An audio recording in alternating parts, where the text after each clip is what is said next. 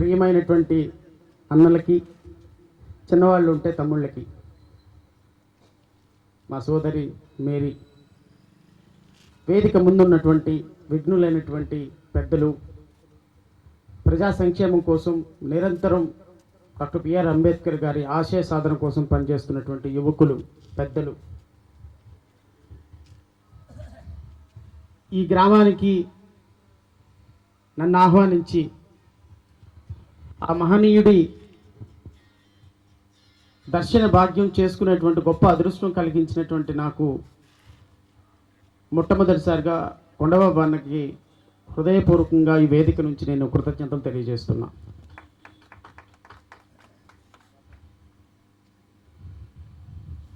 ఎంతో నాకంటే అనుభవం ఉండి, ఉద్యమాల్లో అనుభవం ఉండి,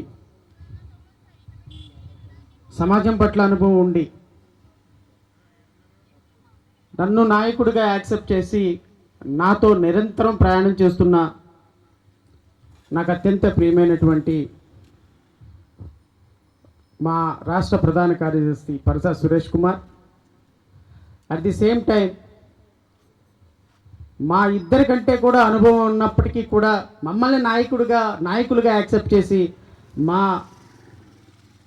అడుగు జాడల్లో నడవటానికి శతవిధాల కృషి చేస్తున్న ఏనుగుపల్లి కృష్ణకి, వేదిక మీద ఉన్న మరి ఒక అందరి పెద్దలకి కూడా హృదయపూర్వక నమస్కారం. తమ్ముడు మధు, నేను ఆ ప్రివిలేజ్ తీసుకుంటా, ఎందుకంటే నా కుటుంబంలో ఒక సభ్యుడు అయిపోయాడు మధు. రియల్లీ ఒక న్యాయవాదిగా మేమిద్దరం కూడా నేను అనుకుంటా ఉండేవాడిని, నేను జడ్జిగా పనిచేసినప్పుడు మధు అంటే కింద కోర్టులోనే కదా పనిచేసింది. సో చాలామంది లాయర్స్ ఆర్గ్యూ చేసేవాళ్ళు నా దగ్గర. But unfortunately 95% lawyers from other communities. ఒక 5% అంటే ఒక బార్ అసోసియేషన్లో రెగ్యులర్గా కోర్టుకు వచ్చి ఆర్గ్యూ చేసేవాళ్ళు ఒక 100 మంది అడ్వకేట్లు ఉంటే అందులో 2-3 షెడ్యూల్ క్యాస్ట్కి సంబంధించిన అడ్వకేట్లు ఉంటారు. మిగతా అందరూ కూడా మిగతా కమ్యూనిటీ లాయర్స్ ఉంటారు. ఒక చక్కని ఆర్గ్యుమెంటు, ఒక చక్కని ప్రజెంటేషన్ చేసే ఒక్క ఎస్సీ అడ్వకేట్ అయినా ఉంటాడా, ఉంటే బాగుండు అని చాలా సందర్భాల్లో అనుకున్న సందర్భాలు ఉన్నాయి. అక్కడక్కడ ఉండేవాళ్ళు, మధు లాంటి వాళ్ళు అక్కడక్కడ ఉండేవాళ్ళు. నేనేమంటానంటే మిగతా కమ్యూనిటీస్లో ఉండటం తప్పు పట్టను నేను, కానీ స్వతంత్రం వచ్చి 78 సంవత్సరాలు అవుతున్నప్పటికీ కూడా ఒక ఊరిలో, ఒక జిల్లాలో, ఒక రాష్ట్రంలో, యు టేక్ ఫ్రమ్ శ్రీకాకుళం జిల్లా నుంచి చిత్తూరు జిల్లా వరకు, ఇటుపక్క అనంతపురం జిల్లా వరకు, ఏ జిల్లా బార్ అసోసియేషన్లో అయినా సరే, ఏ జిల్లా బార్ అసోసియేషన్లో అయినా వెళ్ళి సరే, టాప్ 10 అడ్వకేట్స్ ఎవరు మీ బార్ అసోసియేషన్లు ఉంటే I can say that top 10లో ఏ జిల్లాలో, ఏ మండలంలో టాప్ 10లో మన కమ్యూనిటీ అడ్వకేట్లు ఉండరు. ఎందుకు? అది నాకు చాలా బాధ అనిపించేది. బట్ ఆ కసి నాలో ఎంత పెంచింది అంటే,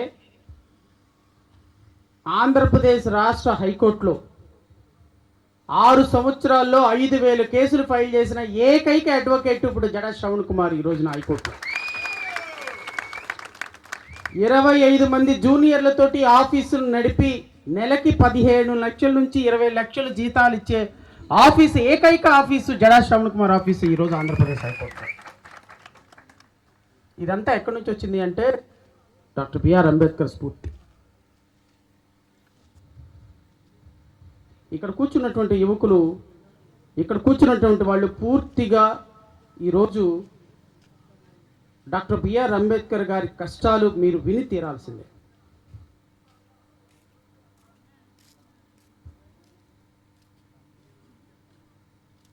ఒక దేశంలోని ప్రజలు ఎప్పుడు సంతోషంగా ఉంటారు అంటే ఆ దేశంలో నిరుపేద కూడా ప్రశాంతంగా నిద్రపోగలిగినప్పుడు సంతోషంగా ఉన్నట్టు ఆ దేశం. లండన్లో చదువుకొని డాక్టర్ బిఆర్ అంబేద్కర్ చాలా గొప్ప స్థాయికి వెళ్ళగలిగిన అవకాశం ఉన్నప్పటికీ కూడా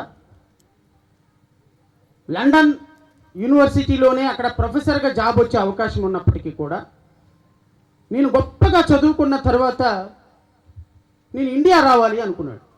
వాళ్ళ మిత్రుడు అడిగాడు, ఎందుకు ఇండియా వెళ్ళాలి అన్నాడు. అప్పట్లో భారతదేశంలో ఉన్న 1947 ఆర్ 45 ఆ ప్రాంతానికి అప్పట్లో భారతదేశంలో ఉన్నటువంటి 40 కోట్ల మంది ప్రజలలో రమారమి 6 కోట్ల మంది ప్రజలు దళిత బిడ్డలు ఉన్నారు.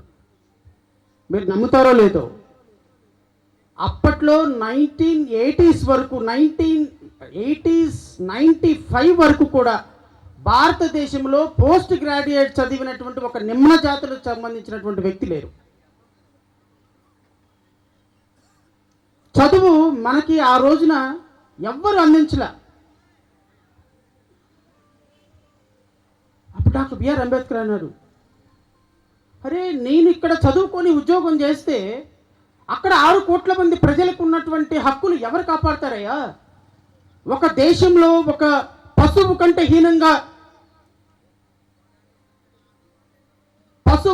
హీనంగా ఒక వ్యక్తిని చూస్తున్నటువంటి సమాజాన్ని ఎవరు మార్చాలి? నేను ఈరోజు సూట్ వేసుకొని కోట్ వేసుకొని లండన్లో కూర్చొని యూనివర్సిటీలో ఏసీ రూముల్లో కూర్చుంటే అక్కడ నా బిడ్డలకి దిక్కెవరు? So I wanted to go to back my India. భారతదేశానికి తిరిగి వచ్చిన తర్వాత మన సమాజం అంతగా నమ్మదు కదా, మీకు తెలుసు కదా. మన సమాజం కోసం వచ్చినటువంటి వ్యక్తులను ఎవరిని నమ్మరు. ఎవరు నెత్తి మీద చేతులు పెడతారో, ఎవరు గద్దెనెక్కిన తర్వాత ఎగిరి తంతారో వాళ్ళని నమ్మే సమాజం. కాబట్టి డాక్టర్ బిఆర్ అంబేద్కర్ గారిని కూడా నమ్మలా. ఎన్నో కష్టాలు పడ్డారు. అయితే అదృష్టం కొద్ది ఇప్పుడు మధు అన్నాడు కదా, మనకి రక్షణ ఎవ్వరు లేరు, మనకున్నది డాక్టర్ బిఆర్ అంబేద్కర్ రాజ్యాంగం అని. ఆ రాజ్యాంగం రాయాల్సిన సందర్భం వచ్చింది. అప్పట్లో సంస్థానాలు అని ఉంటాయి, 560 570 సంస్థానాలు ఉంటాయి. పంజాబ్లో ఉన్నటువంటి హిందువులకి ముస్లిమ్స్ అంటే పడదు, ముస్లిమ్స్కి బీరట్లో ఉండే వాళ్ళకి హిందువులు అంటే పడదు, హైదరాబాద్లో ఉన్న ముస్లిమ్స్కి పంజాబ్ వాళ్ళు అంటే పడదు, అక్కడున్న వాళ్ళకి ఇక్కడున్న వాళ్ళకి అక్కడ. రోజుకి కొన్ని వేల మంది ఆత్మహత్య దాడులతోటి ఒకళ్ళ మీద ఒకళ్ళు దాడి చేసుకుంటున్న పరిస్థితుల్లో అప్పుడు భారతదేశంలో ఇన్ని మతాలు, ఇన్ని కులాలు, ఇన్ని సాంప్రదాయాలు ప్రపంచంలో ఎక్కడా లేవు. ఈ దేశంలో ఉన్నది, ఈ ప్రపంచంలో ఉన్నది ఐదర్ క్రిస్టియానిటీ, ముస్లిం. కానీ పార్సీలు, జైనులు, హిందువులు, ముస్లింలు, క్రిస్టియన్లు, ఇన్ని వందల సాంప్రదాయాలు. ఎలా ఈ సాంప్రదాయాలన్నింటిలో ఒక ఇంట్లో 2 అన్నదమ్ములు ఉంటేనే కొట్టుకు చచ్చిపోతాం, 2 సాంప్రదాయాలు 2 పొయ్యిలు ఉంటేనే సాయంత్రానికి గొడవలు అవుతాయి. అట్లాంటి ఈ భారతదేశం ఈరోజు ఇంత దుర్మార్గంగా గొడవలు పడుతుంది. ఈ భారతదేశాన్ని కలిసి ఉంచటానికి ఎవరు ఎలా కలిసి ఉంచగలరని బ్రిటిష్ వాళ్ళు ఒక ఛాలెంజ్ విసిరారు. ఏమన్నా ఆ ఛాలెంజ్ తెలుసా? ఈరోజు బ్రిటిష్ వాళ్ళం మిమ్మల్ని పరిపాలిస్తున్నాం, ఈ బ్రిటిష్ వాళ్ళు పరిపాలిస్తున్నాం కాబట్టే ఈరోజు మీకు బ్రిడ్జిలు ఉన్నాయి, ఇళ్ళు ఉన్నాయి, రోడ్లు ఉన్నాయి, కాలేజీలు ఉన్నాయి, చర్చిలు ఉన్నాయి, స్కూల్స్ ఉన్నాయి. రేపొద్దున మేము ఈ బ్రిటిష్ వాళ్ళం మీ దేశం నుంచి వెళ్ళిపోతే, ఎందుకో తెలుసా, లండన్ మొత్తం దేశ జనాభా 4.5 కోట్లు ఉంటుంది. వాళ్ళు మనల్ని పరిపాలిస్తున్నారు, అప్పుడు మన జనాభా 30-40 కోట్లు. మేము కనుక భారతదేశం నుంచి వెళ్ళిపోయిన మరుక్షణం మీ దేశం కొట్టుకొని చచ్చిపోతుంది. ఎందుకు అంటే ఒక రాష్ట్రానికి ఇంకో రాష్ట్రం పడదు, ఒక ప్రాంతానికి ఇంకో ప్రాంతం పడదు, ఒక జాతికి ఇంకొక జాతి పడదు. మీరు ఎంతకాలం కలిసి ఉంటారా? మళ్ళీ 10 సంవత్సరాల్లో మహాప్రభు మాకు స్వతంత్రం వద్దు, మళ్ళీ మాకు బ్రిటిష్ రూల్ కావాలని మా కాళ్ళ దగ్గరికి మీరు వస్తారు. కావాలంటే చూసుకోండి. ఎందుకు అంటే మిమ్మల్ని మీరు పరిపాలించుకోవడానికి మీకు ఒక సిస్టమ్ లేదు, మిమ్మల్ని మీరు పరిపాలించుకోవడానికి ఒక పద్ధతి లేదు, మిమ్మల్ని మీరు పరిపాలించుకోవడానికి ఒక రాజ్యాంగం లేదు.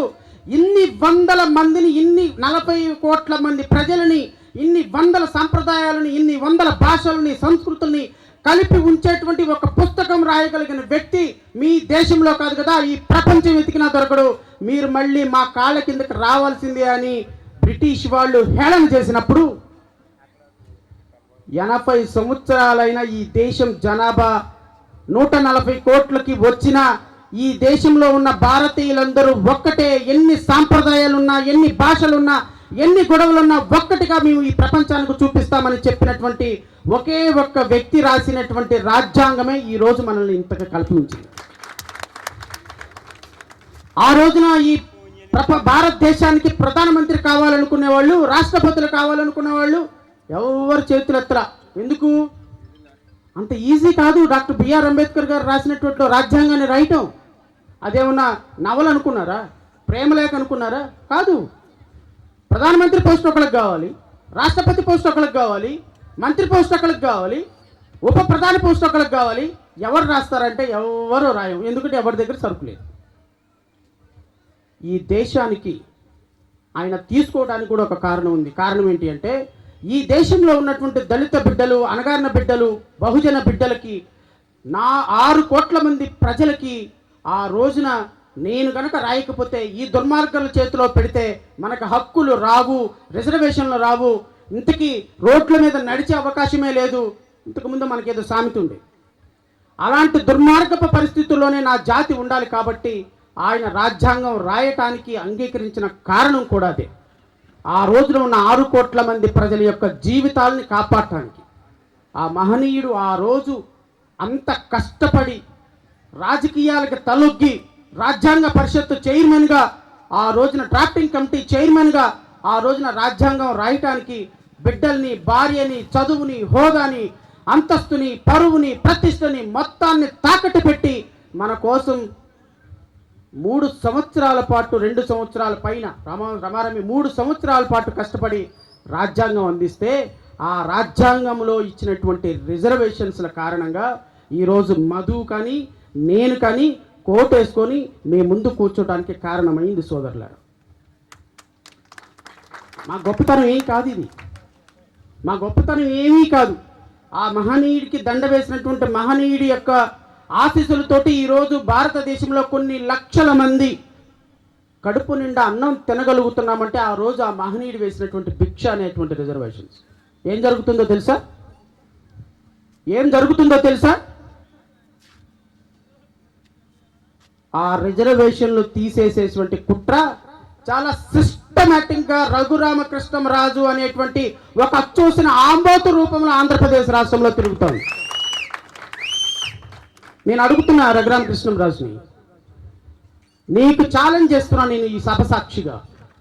ఆంధ్రప్రదేశ్ రాష్ట్రంలో దళిత బిడ్డల మీద, ఆంధ్రప్రదేశ్ రాష్ట్రంలో ఎవరైతే బైబిల్ పట్టుకొని చర్చికి వెళుతున్న బిడ్డల మీద మీరు అవాకులు చవాకులు పేలుతున్నారు కదా, నేను ఈ వేదిక నుంచి నేను సవాలు విసురుతున్నా. ఆంధ్రప్రదేశ్ రాష్ట్రంలో ఏ దళిత బిడ్డ అయినా సరే నీలాగా బ్యాంకులు ఎగగొట్టిన దొంగ అని ఒక్క ఎఫ్ఐఆర్ అయినా సరే మా దళిత బిడ్డల మీద ఇంకా చూపించమని కోరుతున్నాను. ఒక్క దళిత బిడ్డ మీద అయినా సరే స్టేట్ బ్యాంక్ ఆఫ్ ఇండియాను మోసం చేశాడు, రిజర్వ్ బ్యాంక్ ఆఫ్ ఇండియాను మోసం చేశాడు, పంజాబ్ నేషనల్ బ్యాంక్ మోసం చేశాడు, యూనియన్ బ్యాంక్ ఆఫ్ ఇండియాను మోసం చేసి ₹1 కోట్లు సంపాదించాడు, 2 కోట్లు సంపాదించాడనే ఒక్క ఎస్సీ వ్యక్తి మీద అయినా సరే నువ్వు ఎఫ్ఐఆర్ తీసుకురాగలవా? నేను ఛాలెంజ్ విసురుతున్నా. నేను ఇంకో ఛాలెంజ్ కూడా విసురుతున్నా. ఏ ఒక్క ఎస్సీ ఎస్టీ వ్యక్తి మీద అయినా సరే పక్కవాడి పొలాన్ని, పక్కవాడి ఆస్తిని దోచుకున్నాడు అనే ఎఫ్ఐఆర్ ఏ ఒక్క వ్యక్తి మీద అయినా ఉందా ఈ రాష్ట్రంలో? 3,000 కోట్ల రూపాయలు దొంగలాగా దోచుకొని దాంట్లో మీ అబ్బాయి, మీ మిస్సెస్ కూడా నిందితులుగా చేర్చినటువంటి దుర్మార్గపుమైనటువంటి వ్యక్తివి నువ్వు. బ్యాంకుల దొంగ అనేటువంటి ఎఫ్ఐఆర్లో నిరూపించుకొని చీటర్ అని అనిపించుకున్నావు. మాకు అది లేదే. బైబిల్ పట్టుకొని చర్చికి వెళితే దొంగ. మరి బ్యాంకుల్ని 1,000 కోట్ల రూపాయలు దోచుకొని బిజినెస్లో పెడతానని బ్యాంక్ ఎంప్లాయీస్ని కూడా దోచుకొని చేసిన వాడు నువ్వు దొరవా? అంటే పంచె కట్టుకొని సెంటు కొట్టేసుకుంటే దొరవైపోతావా? ఎంత దారుణం అంటే ఎంత దారుణం అంటే 78 సంవత్సరాల భారతదేశంలో ఈ రాష్ట్రానికి ఈ దేశానికి తలమానికమైనటువంటి రాజ్యాంగం ఇచ్చినటువంటి ఆ మహనీయుడు బిడ్డలుగా మనకు జరుగుతున్నటువంటి అన్యాయాన్ని ఎదిరించడానికి మీరు ఓట్లేసి సీట్లు ఇచ్చి అధికారంలో కూర్చోబెట్టిన ఏ ఒక్క ప్రజాప్రతినిధి మీ కష్టంలో కన్నీళ్ళలో బాధల్లో ఏ ఒక్క రోజు కూడా మీ దగ్గరికి రాకపోతే సిగ్గు లేకుండా అలాంటి వ్యక్తులకు ఓట్లేసి ఈరోజు జైల్లో వెళ్ళిపోయి కూర్చుంటున్నాం మనం. ఒక్కసారి ఆత్మ పరిశీలన చేసుకోండి మీరు అందరూ. ఒక్కసారి ఆత్మ పరిశీలన చేసుకోండి. దేనికోసం? ఇంత చిన్న ప్రదేశంలో గొంతేనమ్మ గుడి కట్టిన ఇంత చిన్న ప్రదేశంలో ఆ గుడిని కూడా కొలగొట్టి నా ఇష్టం, నేను ఇక్కడ ఏ దేవాలయం కడతానంటే ఆ దేవాలయం కడతాను అని మీసం మెలేసి 500 మంది పోలీసులను పెట్టి అక్కడెక్కడో దూరంగా గొడవ జరుగుతుందని ఇలా తొంగి చూసినను కూడా తీసుకెళ్లి లోపలేశారు. మగ పిల్లవాడు గ్రామంలో కనపడకూడదు అనే ఉద్దేశంతో తీసుకెళ్లి ఆడవాళ్ళని తీసుకెళ్లి హింసించి ఏ రాజ్యాంగంలో ఉన్నాం, ఏ దేశంలో ఉన్నాం, ఏ రాష్ట్రంలో ఉన్నాం, ఏ ప్రదేశంలో ఉన్నాం, ఎవరి పరిపాలనలో ఉన్నాం అర్థమవుతుందా? ఎవరి గుళ్ళోకి, ఎవరి ప్రదేశంలోకి ఎవరు వచ్చి ఏం కడతారు? అది ఎవరిది? రేపొద్దు నువ్వు వచ్చి అక్కడ దీపం పెడతావా? రేపొద్దు నువ్వు అక్కడికి వచ్చి పూజలు చేస్తావా? మన ఇళ్ల సావాసాల మధ్య ఉన్నటువంటి గొంతేనమ్మ గుడిని కూల్చి నువ్వు కట్టు, గొంతేనమ్మ గుడి కట్టు. నేను చర్చి కట్టమని అనటం లేదే. I'm not saying. అరే, దళితుల ఆరాధ్య దేవత గొంతేనమ్మ ఏ గ్రామంలో అయినా గుడి ఉంటుంది. ఒక పంతం, ఎవడు ఏం పీకలేడనేటువంటి ఒక అహంభావం. నాకు చాలా మంచి మిత్రుడు రఘురామకృష్ణరాజు, మీకు ఎవరు తెలియదేమో. Is very good friend of mind. గత 5 సంవత్సరాల్లో రఘురామకృష్ణరాజు ఆంధ్రప్రదేశ్ వదిలి వెళ్ళిపోయిన సందర్భంలో he used to call me every day. ఒక వారంలో మేము మాట్లాడుకొని వారం ఉంది అంటే చాలా గొప్పది.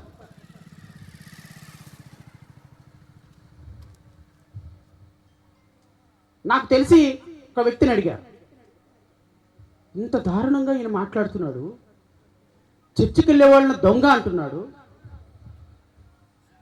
దేవుడికి జీసస్కి అను మేకులకి ఏదో అవినాభావ సంబంధం ఉన్నట్టుంది అంటున్నాడు. మేకులకి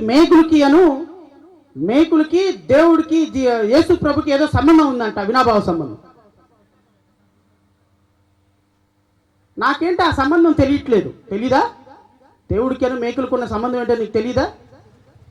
నేను అడిగా, ఇంత దారుణంగా మాట్లాడుతున్నాడు రఘురామకృష్ణరాజు గారు, మీకు చాలా మంచి మిత్రుడు కదా, రేపొద్దున మరి క్రిస్టియన్లు, ఎస్సీలు వీళ్ళందరూ ఓట్లు వేయాలి కదా, ఉండి కాన్స్టిట్యున్సీలో ఆ ఓట్లు వేయబట్టే కదా ఈరోజు గెలిచింది. ఆయన మన దళిత బిడ్డలందరూ ఓట్లు వేయబట్టే కదా 164 సీట్లు వచ్చింది ఈరోజు కూటమి ప్రభుత్వానికి. రేపొద్దున కూటమి ప్రభుత్వానికి రఘురామకృష్ణరాజుకి భయం లేదా ఎస్సీల ఓట్లు అంటే?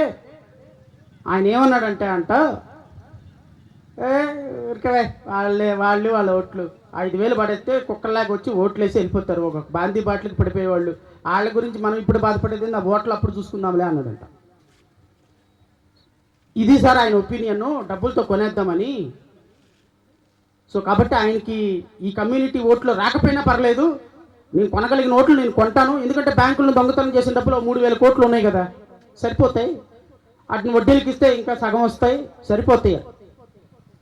78 సంవత్సరాల తర్వాత సోదరులాగా మనకి అల్లారు ముద్దుగా పెంచుకున్నటువంటి బిడ్డని లాక్కొని వెళ్ళిపోయి పోలీస్ స్టేషన్లో కూర్చోబెట్టి 3 రోజులు జండ్రకోలతోటి కొడుతుంటే ఆకివీడులో తల్లిదండ్రులు పడిన బాధ ఏంటో ఒక్కసారి మీరు ఆకివీడులో ఎవరికైనా ఫోన్ చేసి అడగండి. ఒక ఎమ్మెల్యే మాట్లాడలే, ఒక ముఖ్యమంత్రి మాట్లాడలే, ఒక మాజీ మంత్రి మాట్లాడలే, కాబోయే ముఖ్యమంత్రి మాట్లాడలే, ఉప ముఖ్యమంత్రి మాట్లాడలే, ఎంపీ మాట్లాడలా, కేంద్ర మంత్రి మాట్లాడలా, సభ్యులు మాట్లాడలా. పైగా మీరందరూ దేవుని నామం పేరిట ఓట్లేసి 151 సీట్లు ఇచ్చిన పార్టీకి సంబంధించినటువంటి 13 మంది కౌన్సిలర్లు మొన్న, వైఎస్ఆర్ కాంగ్రెస్ పార్టీకి సంబంధించిన కౌన్సిలర్లు మొన్న గంప గుర్తుగా ఓటేసి రామాలయం కట్టమని చెప్పి ఓటేసారు. మధు చెప్పినట్టు నేను రామాలయానికి వ్యతిరేకం కాదు, హిందువులకు సోదరులకు వ్యతిరేకం కానే కాదు. రామాలయం పక్కనే ఇప్పుడు ఏదైతే మీరు కడుతున్నారో గొంతేనమ్మ గుడి కట్టి ఆ పక్కనే పెద్ద రామాలయం కట్టండి. మేము వచ్చి ఆ రామాలయం కార్యక్రమంలో పూజా కార్యక్రమంలో పాల్గొంటాం. వీఆర్ రెడీ, మేము రెడీ. ఏదైతే గొంతేనమ్మ గుడి వారి నా ఇల్లు పడగొట్టి నా ఇంట్లో నువ్వు ఎంత పెద్ద మేడ కడితే నాకెందుగా, నా ఎమోషన్స్ అన్ని నా ఇంట్లో ఉన్నాయి. గోడలో అంగుళంలో నా ఎమోషన్ ఉంది. నువ్వు ఎక్కడికో తీసుకొచ్చి పెడతానంటే నాకెట్లా? ఇది మాట్లాడేటువంటి స్వేచ్ఛ లేని ఆకివీడు ప్రాంతంలోకి వాళ్ళ ఇళ్లలోకి జొరబడి వాళ్ళ పిల్లల్ని అరెస్టు చేసి భయభ్రాంతులకు గురి చేసి ఈరోజు రామాలయం కడుతున్నారో, శివాలయం కడుతున్నారో, ఏదో ఒక ప్రార్థన మందిరం కడుతున్నారు. మేము చట్టం ప్రకారం పోరాటం చేస్తున్నాం. అది కాదు ఇక్కడ సమస్య. ఇక్కడ సమస్య అంటూ ఏంటి అంటే జై భీమ్ అని చెప్పుకునేటువంటి నాయకులందరూ కూడా ఈరోజు నీ సోదరుడు, నీ తమ్ముడు, నీ అక్క, నీ చెల్లి ఆకివీడు ప్రాంతంలో న్యాయం కోసం అర్రులు చాచి అడుగుతుంటే కనీసం స్పందించకపోతే మన బిడ్డలు సోషల్ మీడియాలో కావచ్చు, మైడి కావచ్చు, స్పందించకపోతే రేపొద్దు నీ కష్టం వస్తే ఎవరు వెళ్తారు?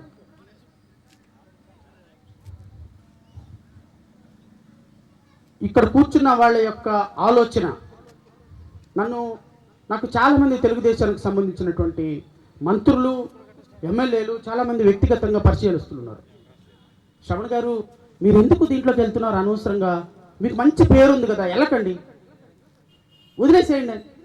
నాకు చాలామంది సలహా ఇచ్చారు. నేను ఒకటే మాట చెప్పాను, సార్ నా పోరాటం మతం మీద కాదు. I'm not against for any community or I'm not against for any religious structure. నేను రామాలయానికో, కృష్ణాలయానికో, చర్చ్కో వ్యతిరేకం కాదు.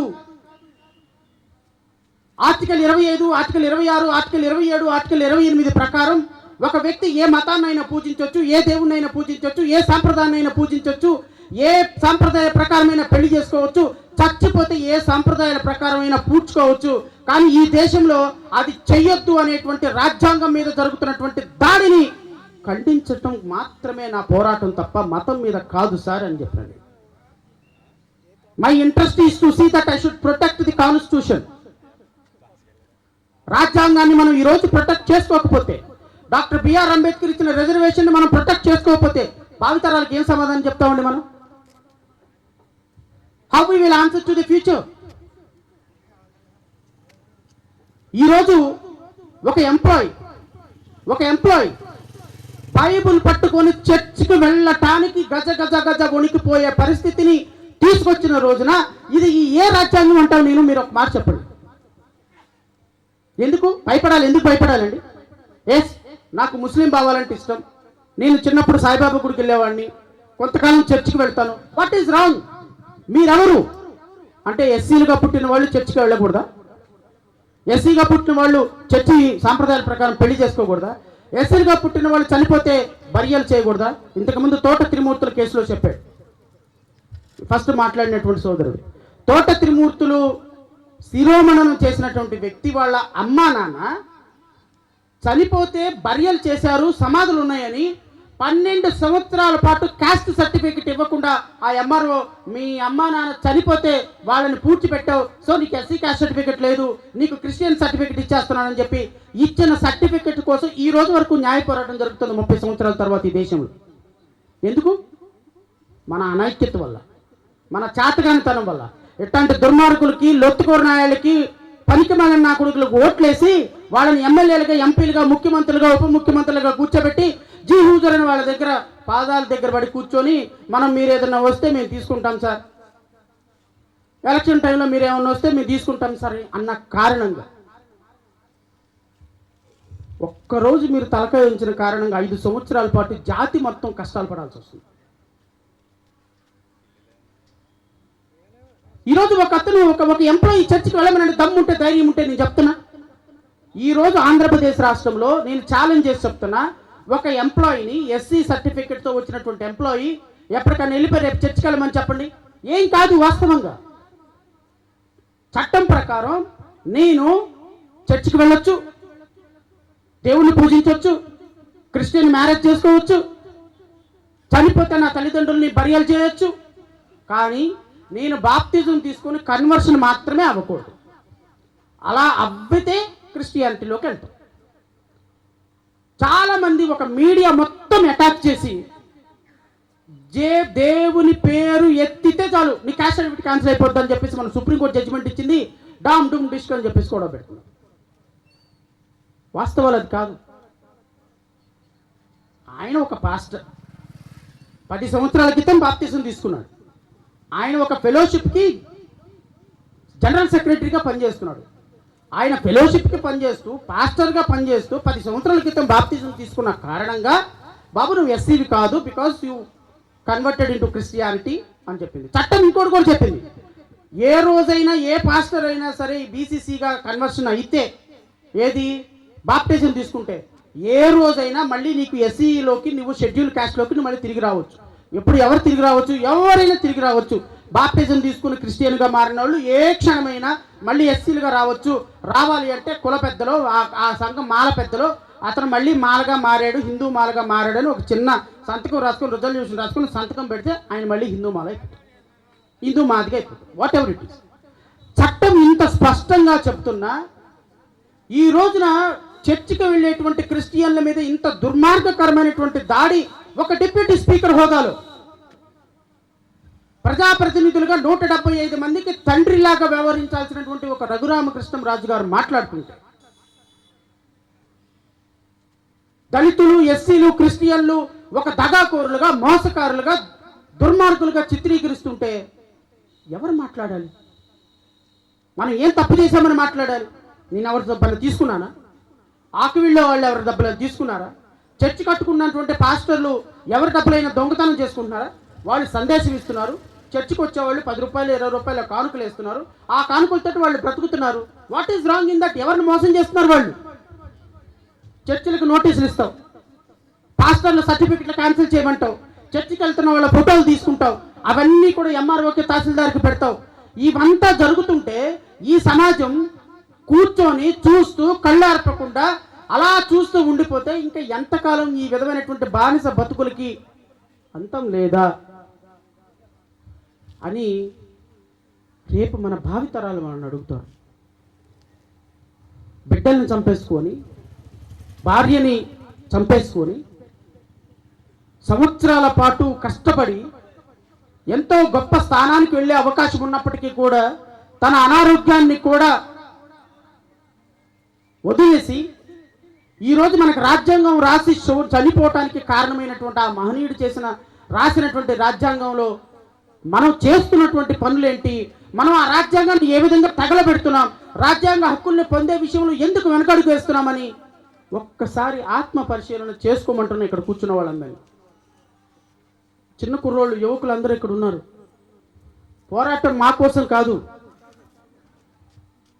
నేను ఈరోజు సుప్రీంకోర్టుకి, ఈరోజు గొంతెనమ్మ గుడి కేసు కోసం సుప్రీంకోర్టులో ఒక లాయర్ ఉంటే ఆ లాయర్ గారితో మాట్లాడుతూ ఉన్నా. మొన్న వేసిన పబ్లిక్ ఇంట్రెస్ట్ లిటిగేషన్ డిస్మిస్ అయితే సుప్రీంకోర్టులో వేద్దామని. ఆ లాయర్ గారు అన్నారు, శ్రవణ్ గారు బెటర్ మీరే వచ్చి ఆర్గ్యూ చేస్తే బాగుంటుంది, నేనే ఫైల్ చేస్తాను ఈ కేసు, మీరు వచ్చి ఆర్గ్యూ చేయండి అన్నాడు. నేను అన్నాను, కరెక్ట్ కాదు సార్, ఎవరి పని వాళ్ళు చేయాలి, కుక్క పని కుక్క చేయాలి, గాడిద పని గాడిద చేయాలి. నేను హైకోర్టు వరకు ఆర్గ్యూ చేశాను, సుప్రీంకోర్టు లాయర్ మీరు ఆర్గ్యూ చేయంటే ఆయన ఏమన్నాడు తెలుసా నాతో? నేను మిమ్మల్ని అబ్జర్వ్ చేసుకున్నాను చాలా రోజుల నుంచి.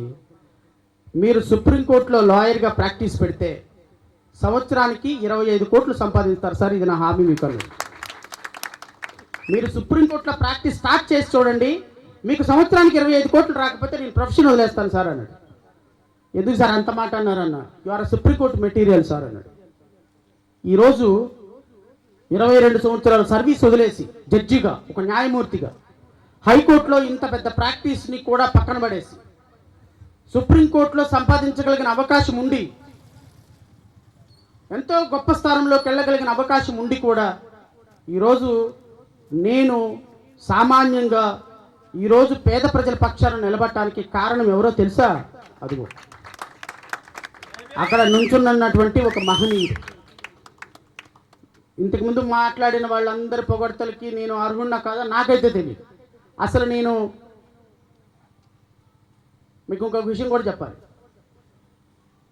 నేను ఉద్యోగానికి రిజైన్ చేసి 7 సంవత్సరాలు అవుతుంది నాకు తెలిసినంతవరకు. రమారవి 7 సంవత్సరాల్లో నన్ను 1,00,000 మంది పచ్చిబూతులు తిట్టుంటారు, ఇంకొక 1,00,000 మంది పొగుడుంటారు. పొగిడిన వాళ్ళు నాకు గుర్తులేరు, తిట్టిన వాళ్ళు నాకు గుర్తులేరు. ఎవ్వరు నాకు తెలియదు. పొగడతా నాకు వినిపించదు, తిట్లు నాకు వినిపించదు. నాకు అనిపించేది ఒకటే, వాస్తవం ఏంటో, పని ఎలా చేయాలో, ఏ విధంగా ముందుకెళ్లాలో, మన మనసు ఏం చెబితే అది చేసుకుంటూ వెళ్ళిపోవటం తప్ప అపవాదులు వచ్చినా, కష్టాలు వచ్చినా, కన్నీళ్ళు వచ్చినా, బాధలు వచ్చినా, అప్రిసియేషన్స్ వచ్చినా, డిప్రిసియేషన్స్ వచ్చినా ఆ మహనీయుడు మనస్సు ఆ మహనీయుడు రూపాన్ని మనసులో తలుచుకోవటం, కళ్ళు మూసుకొని వెళ్ళిపోవటం తప్ప నాకు ఇంకో ఏమీ తెలియదు. ఎందుకో చెప్పనా, మధు నా గురించి చాలా గొప్పగా చెప్పాడు, సిద్ధార్థులు కొండబాబు అని చెప్పాడు, తమ్ముడు చెప్పాడు, ఎంతోమంది చెప్పారు. ఇవన్నీ నేను మనసులోకి తీసుకుంటే నా మనసు చాలా బరువు ఎక్కిపోతుంది. ఆ బరువు నేను మొయ్యలేను. I can't lift. చాలామంది ఇప్పుడు జడా శ్రవణ్ కుమార్ ఈస్ నౌ జై శ్రీరామ్ నినాదానికి వ్యతిరేకమని సోషల్ మీడియాలో జల్లెడ పడుతున్నారు. నన్ను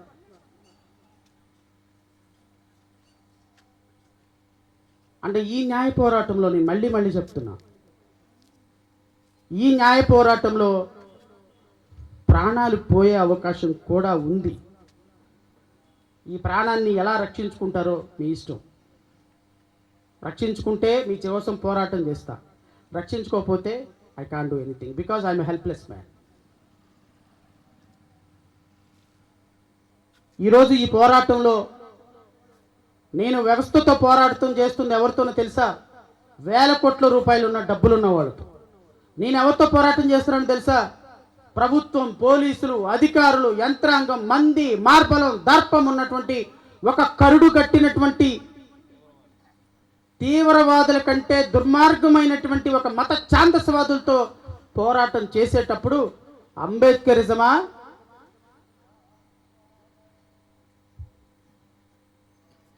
మతాన్ని ప్రోత్సహించే మతోన్మాదమా డిసైడ్ చేసుకోమని నేను మిమ్మల్ని కోరుతున్నా. నేనైతే అంబేద్కరిజం కోసం నిలబడ్డా, నేనైతే రాజ్యాంగం కోసం నిలబడ్డా, నేనైతే పేద ప్రజల కోసం నిలబడ్డా. మీరు నా మీద చేస్తున్నటువంటి దాడి, రాత్రి నుండి ఇంటి చుట్టూరు పోలీసులు, అడుగు తీస్తే కమిషనర్ పోలీస్, సార్ ఎక్కడికి వెళ్తున్నారు? మరి ఎక్కడికి వెళ్తారు? నీకెందుకు కానీ నెలనీవయ్యాక సార్ అక్కడికి వెళ్ళొద్దు, ఆకివీడు వెళ్ళొద్దు, మీరు వెళ్ళొద్దు. ఎందుకు వెళ్ళకూడదు? నేను ఎవ్రీడే రఘురామ కృష్ణరాజు వెళ్తున్నాడు కదా, why should I not go? అంటే నీ వెనక జనం లేరు, నీ వెనక బలం లేదు, నీ వెనక లేదు కాబట్టి ఆపేస్తాం కాదు, మారాలి, మార్చుతాం. కంగారు ఏం లేదు.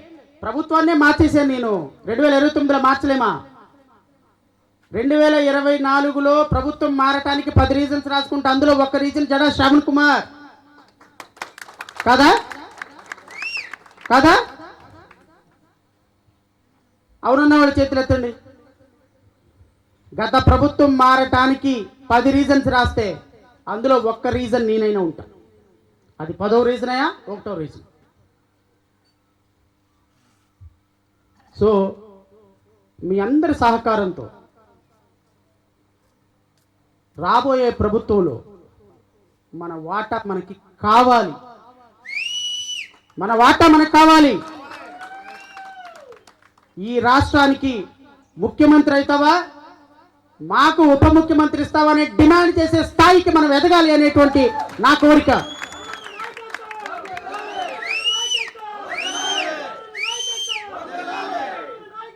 నేనైతే ఖచ్చితంగా చెప్తున్నా,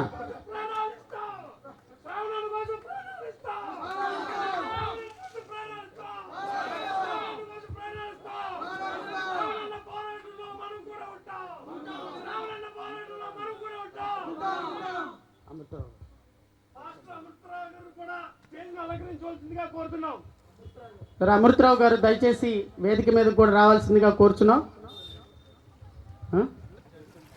జడ్సన్ గారు, పాస్టర్ గారు కూడా వేదిక మీదకి రావాల్సిందిగా కోరుచున్నాం. సో మిత్రులారా, ఇది ఆత్మీయ సమ్మేళనం కాబట్టి, ఇది మన కుటుంబానికి సంబంధించినటువంటి వ్యవహారం కాబట్టి నేను మనసు విప్పి మాట్లాడే ప్రయత్నం చేస్తున్నాను. సో ఇది ఆధిపత్యం కోసం పోరాటం కాదు, ఆత్మాభిమానం కోసం చేసే పోరాటం. ఈ పోరాటంలో సార్ ప్లీజ్ వెల్కమ్, ప్లీజ్.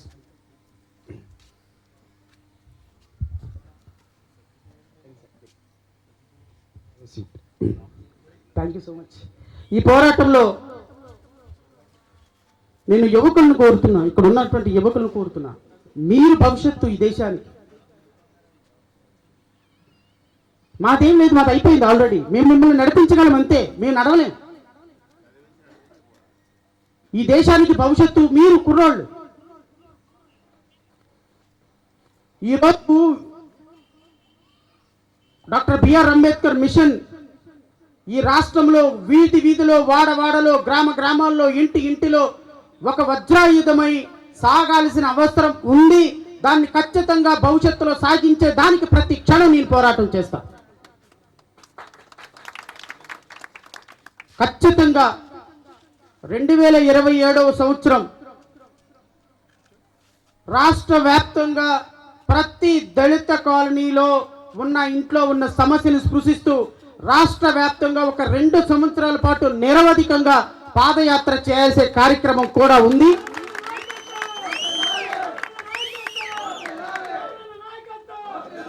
ఖచ్చితంగా ప్రతి ఇంటిలో సమస్యని, ప్రతి వార్డులో సమస్యని, ప్రతి అంబేద్కర్ విగ్రహానికి ఉన్నటువంటి, అంటే ఈరోజు డాక్టర్ బిఆర్ అంబేద్కర్ విగ్రహం ఎక్కడుంది, అక్కడుంది. ఈ అంబేద్కర్ విగ్రహం సాక్షిగా ఇక్కడ ఉన్నటువంటి సమస్యలన్నింటినీ తెలుసుకోవాలి.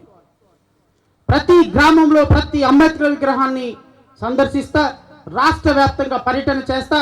ప్రతి ఒక్క దళిత కుటుంబాన్ని కూడా నేను వారి కష్టాలేంటి, కన్నీళ్ళేంటి, బాధలేంటి, దానికి ఏ విధమైనటువంటి పరిష్కారం ఆలోచించాలో ఖచ్చితంగా 2027లో షెడ్యూల్ ప్రకటిస్తా. ఏది ఏమైనా పోతే ఇంటికి అధికారంతో పోవాలి, లేదా డెడ్ బాడీ వెళ్ళాలి అనేటువంటి ఒక నినాదంతో అయితే నేనున్నా. ప్రాణం పోయినప్పటికీ కూడా అది ప్రజల మధ్య ఉండాలి అనేటువంటి ఒక సీరియస్ కన్సర్న్ తోటి. ఎందుకంటే అసలు చూస్తుంటే ఒక్కొక్క కన్నీళ్ళు, ఒక్కొక్క బాధ చెప్తుంటే, మధు ఇది చాలా చిన్న ఇన్సిడెంట్, భీమవరంలో ఇన్సిడెంట్, ఇది కాదు ఇక్కడ సమస్య.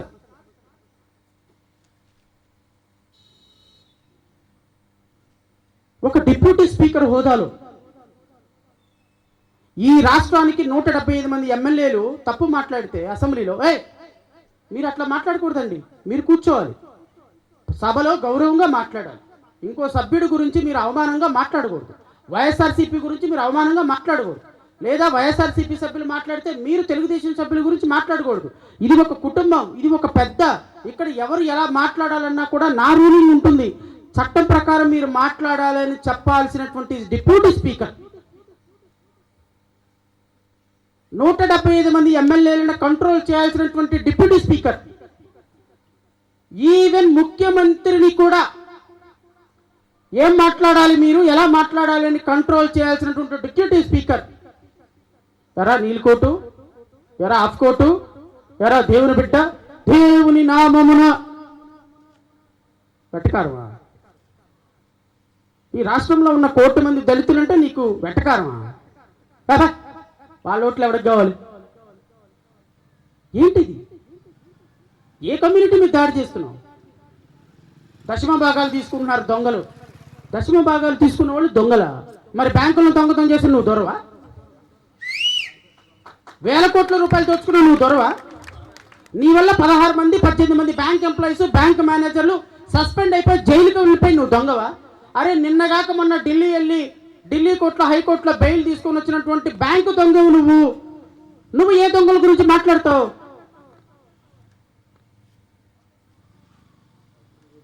ఇది ఒక వ్యక్తికి పరిమితమైతే నేను ఎంటర్ అయ్యేవాడిని కాదు. ఆక్టివిటీ వరకే పరిమితమైతే అది వాళ్ళ సమస్య, లోకల్ సమస్య అనేవాడిని. కానీ ఇది ఒక జాతి సమస్యగా మార్చారు కాబట్టే ఈరోజు నేను ముందుకు రావాల్సి వచ్చింది సోదరులారా.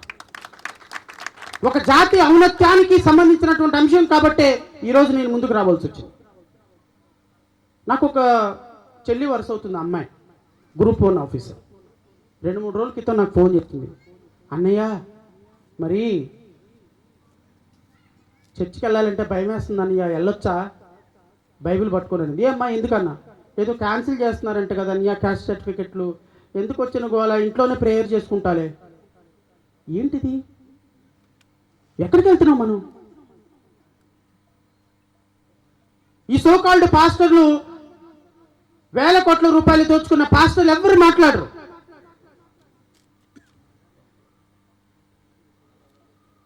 ఈ దేశము, నేను ఇప్పటికీ అనేది, ఈ దేశం ఇంకా కలిసి ఉంది అంటే 78 సంవత్సరాలు అయినప్పటికీ కూడా ముస్లిమ్స్, హిందువులు ఏ రోజు ఆంధ్రప్రదేశ్ రాష్ట్రంలో నువ్వు ముస్లిం అని, నువ్వు హిందువు అని ఏ రోజు రాలా. నాకు తెలిసినంత వరకు, నాకు ఊహ వచ్చిన తర్వాత, నువ్వు మాలా, నువ్వు మాదిగా అని ఇద్దరి మధ్య వైరం పీచుకొచ్చింది ఒక దుర్మార్గుడు మందకృష్ణ మాదిగ వల్లే వచ్చింది తప్ప ఎవరి వల్ల రాలా ఇంతవరకు. I'm very sorry to say. ఈ రోజున దళిత క్రైస్తవులు అని చెప్పి భారతీయ జనతా పార్టీ ఎజెండాలో అందరిని తీసుకొని వెళ్ళిపోయి భారతీయ జనతా పార్టీకి గంప గుర్తుగా అమ్మేయడానికి మొత్తం ఊరంతా తిరుగుతున్నాడు. నా సోదరులు అంటే నాకు కోపం లేదు. I not against for Madigas because they are also my brothers. కానీ ఈ దుర్మార్గుడు చేసినటువంటి కారణాల వల్ల I'm very sorry to use such a word, because అన్నదమ్ముల మధ్య గొడవ పెట్టి తాచు పామునైనా వదిలేయండి కానీ మానవాడిని వదిలేయొద్దు అని చెప్పినటువంటి మీరు ఈరోజు నా మానవ సోదరుడికి అన్యాయం జరుగుతుందని చెప్పి పట్టుకొని వాటేసుకుంటుంటే, ఈరోజు మీరు తీసుకొచ్చినటువంటి జడ్జిమెంట్ వల్ల సుప్రీంకోర్టులో ఈరోజు క్రిమిలేయర్ అనేటువంటి ఒక సిస్టమ్ని ప్రవేశపెట్టమని మళ్ళీ సుప్రీంకోర్టులో మన జడ్జిమెంట్ కోసం మళ్ళీ ఒక కోర్టు కేసు పడింది. ఈ క్రిమిలేయర్ సిస్టమ్ అమలైతే ప్రతి మాదిగ సోదరుడికి 8 లక్షల రూపాయలు దాటింది అంటే రిజర్వేషన్ కట్. ఒక కుటుంబంలో ఒకరికే రిజర్వేషన్. అన్నకి ఉద్యోగం వచ్చిందా, తమ్ముళ్ళు ఇద్దరికి ఉద్యోగాలు లేవు, చెల్లెలకు ఉద్యోగాలు లేవు. ఒక ఫ్యామిలీ, ఒక యూనిట్, ఒక్కసారి మీ ఫ్యామిలీకి వచ్చిందా మీ తరంలో ఇంకొక ఫ్యామిలీకి ఉద్యోగాలు లేవు. Because unit is a family. There is a limit for 8 lakhs for creamy layer. ఈ క్రిమిలేయర్ సిస్టమ్ అంతా కూడా రేపొద్దున ఎస్సీల్లో ఎస్టీల్లో వచ్చేస్తే మాలలకి మాదికలకి మొత్తానికి రిజర్వేషన్లు ఎత్తేసే ప్రక్రియ దేనివల్ల వచ్చింది? మీరు తీసుకొచ్చినటువంటి దుర్మార్గకరమైనటువంటి జడ్జిమెంట్ వల్ల వచ్చింది. మరి దాని గురించి మాట్లాడరా? ఈరోజు నువ్వు తీసుకొచ్చినటువంటి జడ్జిమెంట్ వల్లే అక్కడ పాస్టర్ ఆనంద్ మాదిగ ఈరోజు తన రిజర్వేషన్ కోల్పోవడానికి, క్యాస్ట్ సర్టిఫికెట్ రద్దు అవడానికి కారణం ఏంటి? నువ్వు తీసుకొచ్చినటువంటి జడ్జిమెంట్ వల్లే. ఈరోజు భారతీయ జనతా పార్టీ ముసుగులో క్రిస్టియన్ల మొత్తాన్ని, క్రైస్తవుల మొత్తాన్ని గంపగుత్తుగా తీసుకుని వెళ్ళిపోయి అమ్మేయాలని చూసేటువంటి ప్రయత్నంలో నేనైతే ప్రకటిస్తున్నా, ఏ వేదికను కూడా మందకృష్ణ మాదికతో పంచుకునే దానికి సిద్ధంగా లేడు జడా శ్రవణ్ కుమార్.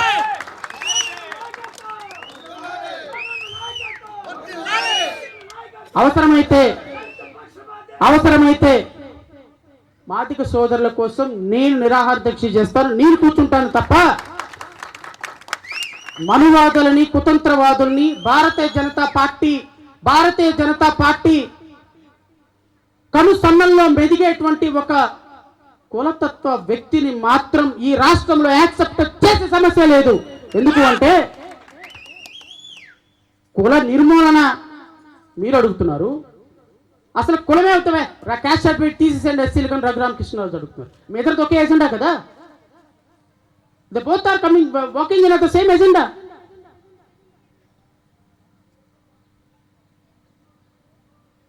దళిత క్రైస్తవులకి ఎస్సీలో చేర్చమని చెప్పినటువంటి పిటిషన్లో మీరు ఇంప్లీడ్ అవ్వరు.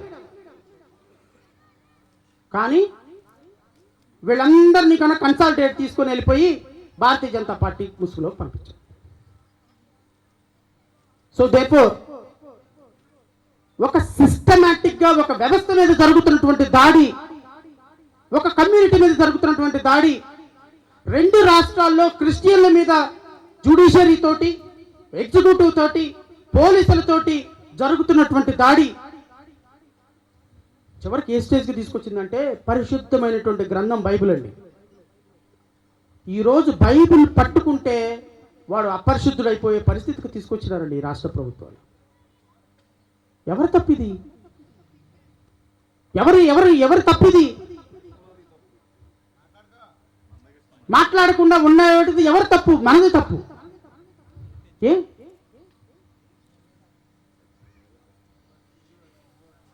సోదరులందరినీ అంటే ఇక్కడ లిమిటెడ్గా నాకు ఉన్నప్పటికీ కూడా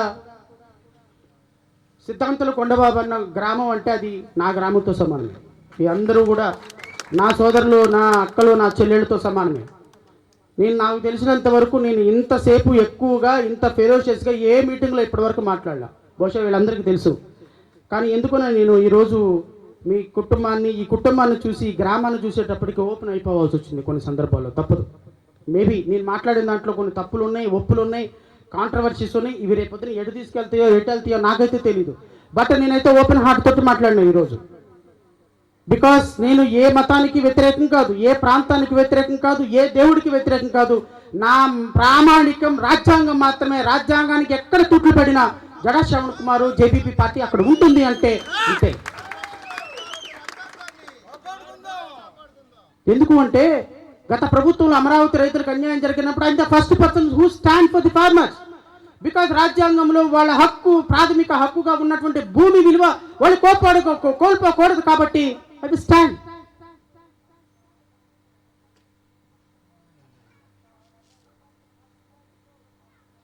ఖచ్చితంగా నేను మీకు మాటిస్తున్నా, ఈరోజు మనం మాట్లాడుకునే స్పీచ్ భవిష్యత్తులో నా తర్వాత 10 సంవత్సరాల తర్వాత ఇంకొకళ్ళు మాట్లాడకూడదు అనేటువంటి లక్ష్యంతో నేను పనిచేస్తున్నా.